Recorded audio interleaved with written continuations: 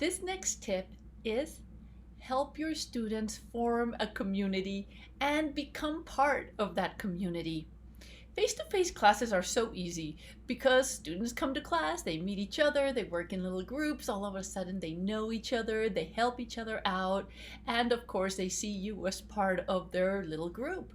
But online is a lot harder to do, so we have to be very intentional about the things that we do in order to create that community.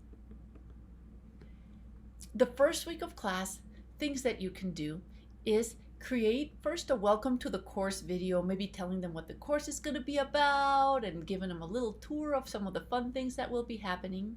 And then also create a get to know me video. This one is more a playful, more personal type of thing.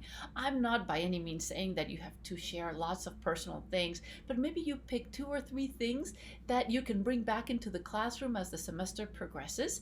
And I'll talk about that a little bit later. And you also want to bring in your personality. It's okay to be a little silly, a little bit funny, or if you're serious, then bring that seriousness, but also bring that warmth that I know we all have for our students. The idea is that the very beginning of the semester, you already set a tone that shows the students that you're available and that you're all going to become friends throughout the semester. For the students, things that you can do the first week of class is have them do icebreakers, fun things like little games, little scavenger hunts, and I will share a few of those later on. And also maybe a get to know me video, just like your video. Maybe they do one and tell them that it's okay to bring their personality. We have a very interesting thing right now with teaching from home.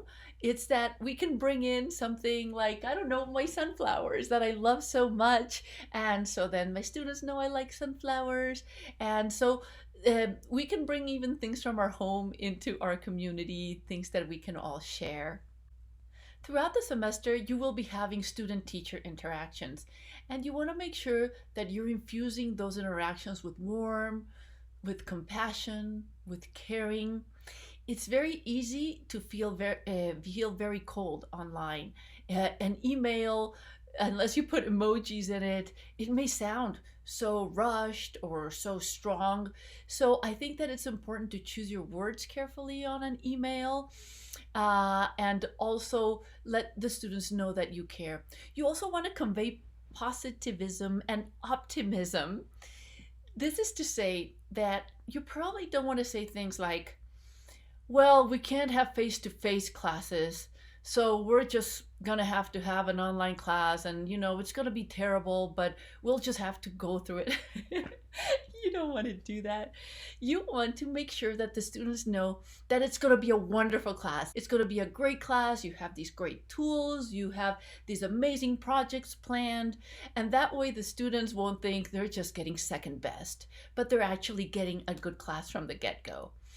And you also want to infuse your discussion boards with warmth, with positive ideas, in order for the students to feel that they are becoming part of that community as well. Throughout the semester, the student interactions should also be forming communities. So you want to create groups and have them do small group conversations. You can do this even if you're having Zoom meetings by doing breakout rooms, and I'll show you how to do that on the technological part of the workshop. So you can have them talk that way. You can also create collaborative projects in which they will have to talk to each other and help each other out. In the discussion boards, maybe you also group them or have them participate as a whole class. But I also think that there has to be audience participation on the discussion boards. So students have to be forced a little bit to listen to what others are saying. For example, when my students do videos, I say you can watch 3 videos of whichever classmates you want, and then you have to watch these 3 videos of these other students. And that way the students step out of their comfort zone and maybe meet somebody else, and of course they have to do responses to the videos. So they start getting to know each other a little bit better and getting to know the inside jokes and feeling part of a family. To me, probably the biggest compliment I can receive from my students is when they tell me at the end of the semester that they felt like they were part of a family. Other thoughts for the semester is, don't be afraid of bringing some fun and creativity into the class, a little bit of playfulness. For example, you could decide to celebrate birthdays in your class. It doesn't have to be a big thing. Maybe every time there's a birthday, you do an announcement, you put a funny picture, or maybe have a class mascot. In my case, I have Maggie May, my little Scotty, and all my students know her. And I bring pictures of her to the class, or I tell a little funny story, and then everybody feels like they know Maggie May. Maybe you have an inside joke that you can play along throughout the semester. Let's say you read a novel and you have a joke about a character in that novel, or maybe the whole class encountered an obstacle and now it becomes a little inside joke. But you can weave this throughout the semester so the students feel more bonded through these experiences. And also, maybe make quick non-perfect videos every once in a while if you want to show students where you are or something that you're doing. Just shoot it and post it so your students feel like they can be part of the community by being part of your life.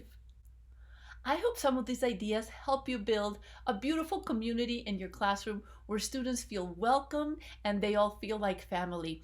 You know, there's a lot of research that shows that when students are happy, they learn better. So hopefully we can make some students very, very happy by having them feel part of our community.